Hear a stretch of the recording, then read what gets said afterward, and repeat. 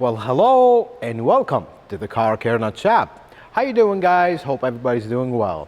This is a 1999 Toyota 4Runner. And this is not just a 99 4Runner, it's a gem of a 4Runner. I have to say that because this is truly a gem. Right now, you look at it, it's all covered up. We're gonna show you the inside and everything else on this truck, but let me show you what I'm working on first.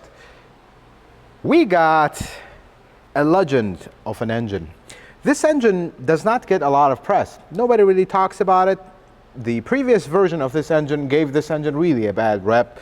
This is the 5VZ FE, one of potentially Toyota's best engines ever made. I mean, these things just run and run and run. They don't really have a lot of common problems. Worst thing you're gonna get with this engine is valve cover gaskets, maybe at 400,000 miles, a head gasket or two.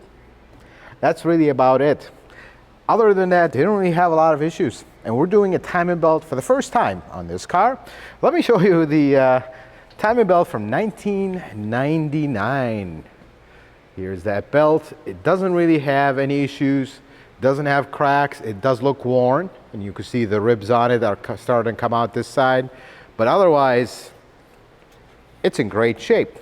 This is the surprise, and the owner was really curious to see this belt. Something that you guys are probably familiar seeing, how you see this engine, is the cover. This is how you guys usually see it. This is a 3.4 liter engine. Now, the previous version of this engine, the 3VZ, the 3.0, was notorious for head gasket issues, so much that Toyota actually issued a campaign to fix these. Not so much with this one. Super simple engine to work on. I mean, once you pull the radiator here, it is like nothing. It's very simple.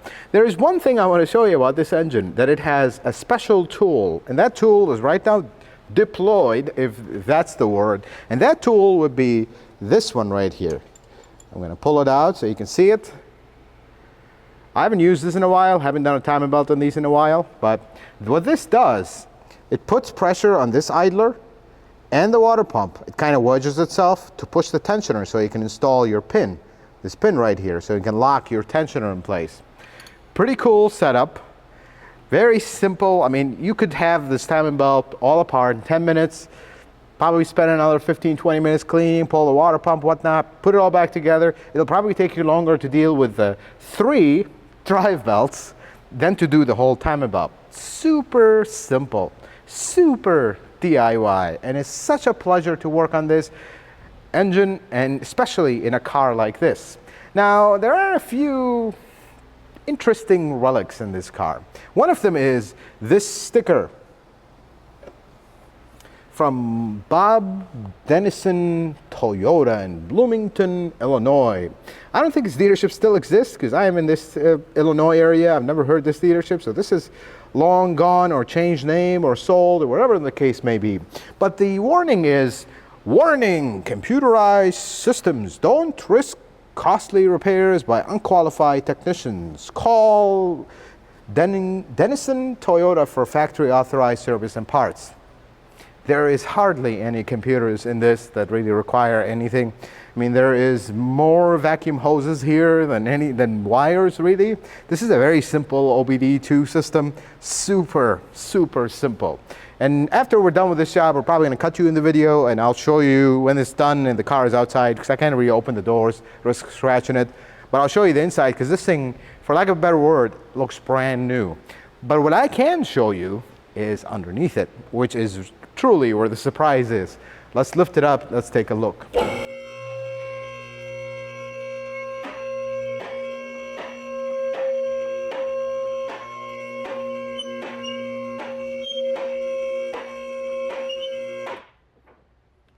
Okay, let's take a look inside of this thing. Not inside, did I say inside? I did say inside. Underneath this thing. Because this, ladies and gentlemen, is an Illinois car. This is not some California Survivor or whatnot. This is an Illinois car. And we're gonna skip all over this and go immediately to the common rust spot on these. Let's take a look. I see nothing, nothing, not even a bubble, not even anything in this area. If you come in the back here and look, there is nothing here. This frame, for lack of a better word, looks brand spanking new. Let's look at the other side of the same spot. Nothing. What a beautiful sight. Yes, you have a little bit of surface corrosion here. This is nothing, folks. And then we come back here where we're actually doing another job on this. The parking brake cranks are stuck. Now the parking brake is on this, because by the way, I forgot to tell you this. This is a manual transmission, so that even makes it more interesting. The parking cranks are all seized up. I tried to free them up, tried everything. It's not gonna work. I feel like we're reaching that point where things are gonna start breaking.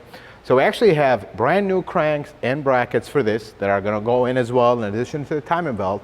But one more thing that the owner literally just said, let's just do it just because, is the coolant line. This coolant line right here is notorious to leak on these 4Runners. And if you look at this one, it does look a little crusty, but not super bad where it's gotten to a point where it leaks. He doesn't want to deal with it. He just says, go ahead and replace it. And I will show you in a little bit these parts, but what a beautiful car.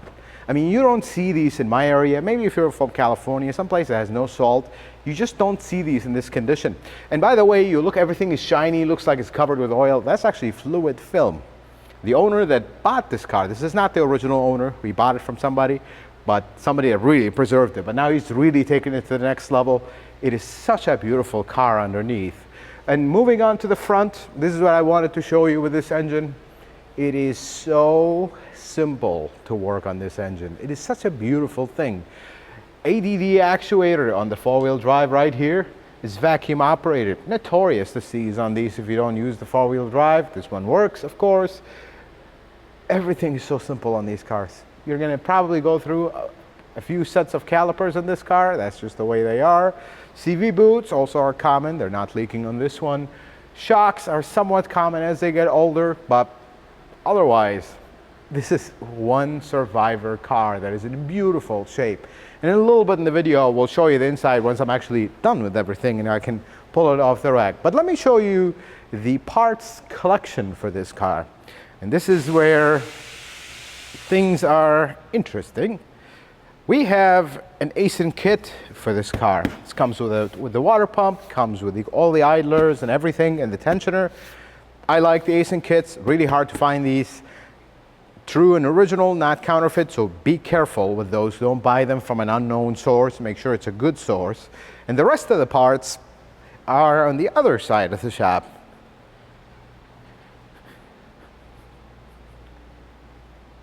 So over here, we have actually the radiator as well. This radiator belongs to this car. And this is that big line that goes across the car where for the rear heater that is notorious to leak. This is an updated part.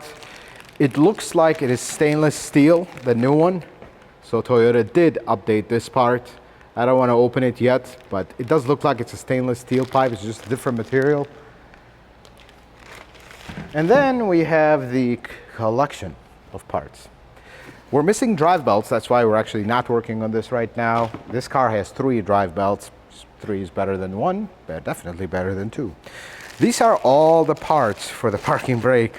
I mean, there's pins, and here are the cranks, and these are the brackets. I mean, there's a lot of parts for this thing, and collectively, they're not really that expensive, but I'm surprised we were able to still get every single part of these. That was really a surprise.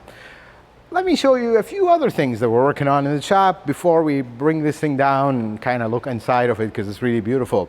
This 2003 or 2004, don't quote me on this, this just came in.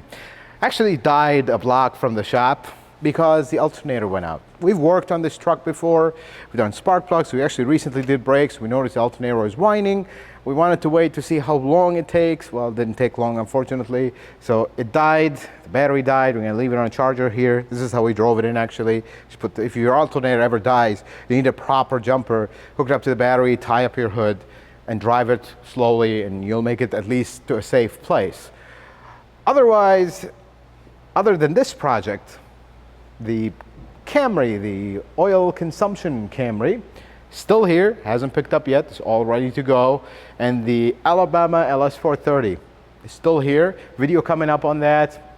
Depends when this video comes out, might be before this, but we still are dealing with the power steering situation. We'll talk about that in another video. So we got this thing running, it's all done. We had a lot that happened here. We'll talk about it a little bit. But when you listen to this sweet, quiet engine, so quiet these engines are. However, we have actually discovered a small problem. So, don't you love when we used to be able to rev our engines from underneath the hood? But listen to this. Fender cover already flew out. The fan clutch is stuck. So Toyota fan clutches, for those that drive trucks, you start them, they're gonna flare up, you're gonna hear that fan screaming, and then as soon as you rev it up, or if you leave it running for like up to a minute, it'll quiet down. You should never do this. That cloud storm right there should not happen. So this clutch is done. We're gonna need to talk to the customer, see what they want to do with it. But let me show you what came out of this car, other than this. And this is where you leave that timing belt in there way too long, because this is original on this 99. Timing belt is fine, but I want to show you what else we extracted out of this car. First one is the tensioner idler. Broke in half. It was completely and absolutely seized. This is the beauty of these. It's completely broken in half because the bolt was seized and we had to fight it and it broke. Good thing we were replacing it. But something else I want you to hear. I'm going to try to hold it somehow. This pulley's done. And it's completely shot. The other one, not so bad. You can't really hear it. So this one is good, but you never want just to keep an old one. The water pump. This is how these water pumps look like. You see the leak all over it. This is from the sealer. Believe it or not, they used to use form replace gasket, or commonly known as fippage, in these from the factory, and then you had a gasket to replace it. Pretty cool, interesting setup, but it's no longer a sealer. We had to clean the sealer and put it back together. But the biggest one, that was the biggest pain, was the tensioner. Look at all this oxidation right here. This was basically seized in there. I mean, I was so nervous, pounding at it with a hammer, kind of trying to move it back and forth so it would come out. Folks, you leave this stuff too long, it works, but you leave this stuff too long, it's just gonna start seizing up, and that's not good. Something else that we did to this truck that we talked about, these are the parking brake cranks. I mean, I can't even move this by hand and standing right in front of me. Can you imagine the parking brake when you pull it? All it does is it pulls this arm, and this pulls one of the shoes out. That's all the parking brake work on these. This is called a crank. This is a bracket for the crank. Yes, you can perhaps take this apart, cut these pins, which I tried to. This one just mushroomed and we're done. Cut this out, try to save this part. By the time you spend all this time, you're really saving yourself 50 bucks. These are not expensive. Whenever they get seized, try to free them up while they're on the car. If they don't, just replace them. They're super simple to replace. 2 bolts, just take the drum, 2 bolts, comes right out, and you replace the whole thing. Here's the other side. That's also seized. This is supposed to move back and forth in this bracket. Well, it's not. Another casualty we had was the tensioner, belt tensioner for one of the 3 belts. This car has 3 drive belts because 3 is better than 1, I suppose, in 1999. One of them for the AC compressor, one for the alternator, and one for the power steering. This is the tensioner for the alternator. So basically, this holds on the alternator and you tighten and loosen this bolt. This pushes the alternator back and forth. It broke. Of course, look how rusty it is. Even though this is not a rusty car, this has just been sitting for ages. So it's gonna rust. That's just how it is. This is the exhaust fan at work right here. This is what we use to, basically, this car is running, doors are closed, AC is going. This is what we use to take the exhaust gases out. Works really good. I'm standing right next to it. It's not really that loud. It has two, this is the adapter for it, that it has two for dual exhaust. Here's the other pipe. You just open this flap. Works really good, this one. I really like it. We're actually considering another one possibly. This basically just goes out. We want to drill holes in the doors and put like a little flap door so we can just put it through the door and not have to crack it open, but that's how it is. And good news, we have a Tundra in the shop. This is actually the first Tundra that goes on the lift. Very nice Tundra, this one. Tastefully modified. I like Tundras, except when you lift them and they're all teeter-tottering on the lift. Very scary. That's why we have the support here to sit underneath the back, just in case. This Tundra, and this is the life of an automotive shop. We are doing transmission fluid, and when it's very hot outside. When we came in, the transmission was like at 160, 170, and we're waiting for it to drop down in temperature so we can check the fluid level. Takes forever. That's just how it is. And then next to it, and this is in case you haven't noticed, we're feeling, I posted it on Instagram the day we were actually filming this video. This is Black Car Day. We have a lot of black cars. We actually have another Prius outside. So the 4Runner is done. We had another 4Runner in the shop. They're the same color, same species, grandpa and grandson, because there's a whole generation in between these two. This is the 5th generation. This is the 3rd generation. Let's start by checking this thing out because it is such a preserved car. It does need a buff, so you might watch it on the video and you see a little bit of hazing. The owner doesn't tend to buff this one. But let's look at the inside, because you know, the body, you can always, you know, do stuff to the paint, make it better and all that. But the inside is where this is at. And what a beautiful, beautiful truck this is. Let's look at this inside.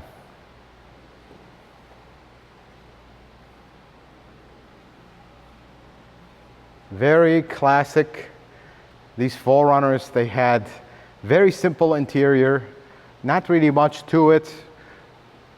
Manual transmission, beautiful. And you see the owner put some covers here. Let's look at this original fabric seat that looks basically new.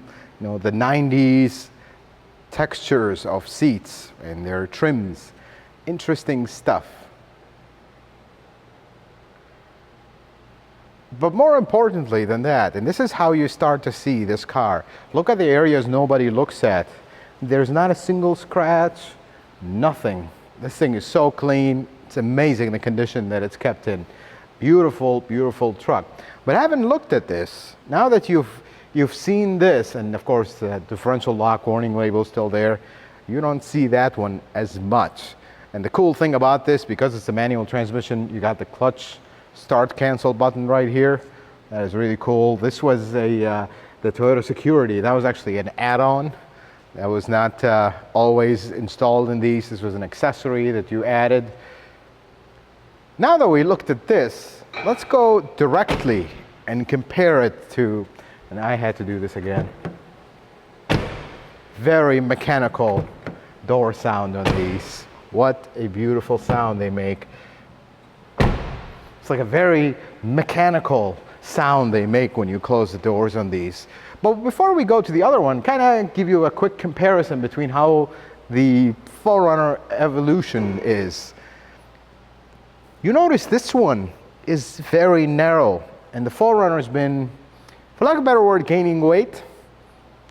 It's a lot wider. You could see it when they're parked right next to each other. This one has the fake hood scoop. This could have the fake hood scoop, but this one is an SR5, so it doesn't have the fake hood scoop. Let's take a look inside of this one. This one is actually also here for a job. We're gonna change the seats. You'll see that in a upcoming video, but let's take a look at the interior of this one so you can kind of see how the interiors of the 4Runners kind of evolved over the years. They still have kind of a simplistic look to them, but they have the proud screen in the middle, Of course, they've been modernized and all that. The materials are, for lack of a better word, lesser. I mean, just you come from that car, you come into this one, this is all plastic, everything is still works, but you can definitely notice a huge material difference between this interior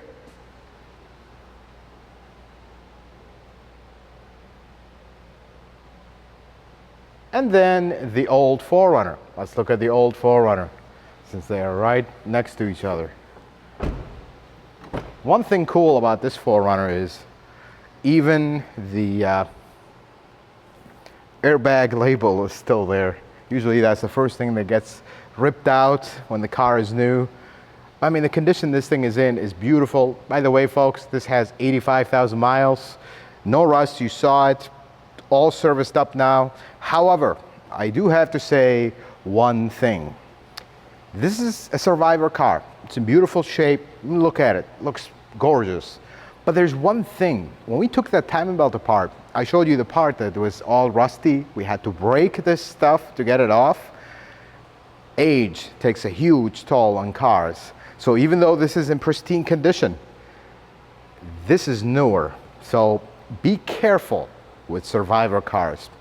You guys have seen a few videos, and we might make a big grand video on this LS430 that we talked about. The owner did a lot, because also this is a survivor car that have sat for a long time, and a lot of stuff went south because of that. Same story with this, not as bad, because this has a little bit more miles. It is a little bit better preserved, didn't sit outside for years and years, not driven. It was driven, but very infrequently. But look at her. Let's look at compare the backs. Let me close this door so you can see it.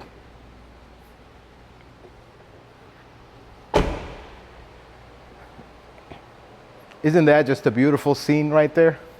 Two 4Runners, grandpa and grandson. They still have that same kind of character. The one thing that is cool, 5th generation just has a normal spoiler. Super cool is the wiper that is hidden right here. But you go look at the 3rd generation. I mean, this spoiler is super cool.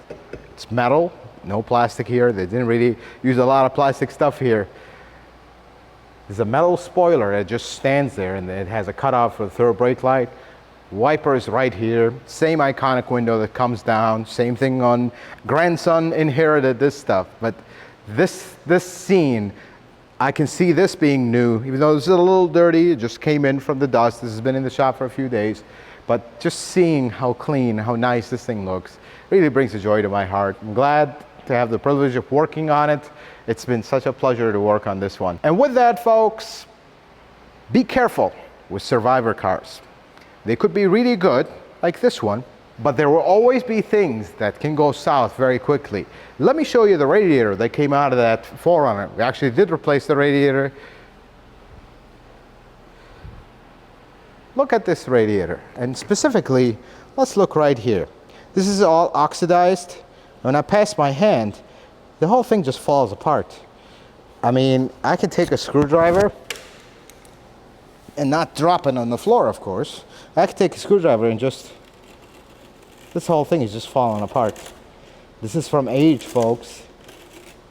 Yes, this radiator is not leaking, but when you take it out and it looks like this, looks all mushy and oxidized, just replace it. This section is still better, but this one, you can see the marks where it's really badly oxidized. Just replace it. You don't want to put a radiator like that back in the car, so that's why we replaced it on this one. But be careful with survivor cars. Sometimes they end up, their bills end up getting too much because they're used to sitting, not being driven. All of a sudden you start driving them, things start to happen. Folks, I hope this video is helpful, informative. I hope you learned something new. If you like it, consider giving it a thumbs up. If you're not a subscriber, consider subscribing to the channel. Check out some of my other videos. And until the next video, folks, may the Lord bless you and keep you. And you have yourself a wonderful day.